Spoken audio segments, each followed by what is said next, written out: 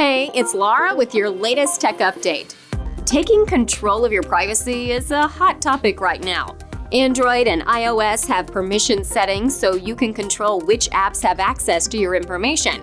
And now Microsoft's improving this in Windows 11. It's testing a new feature called privacy auditing.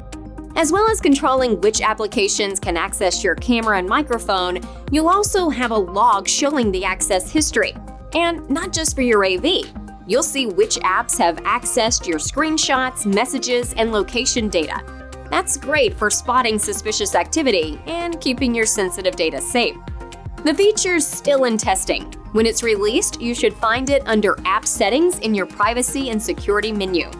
In the meantime, if you'd like someone to look over the data permissions on your business's devices, get in touch. That's your tech update. More next week.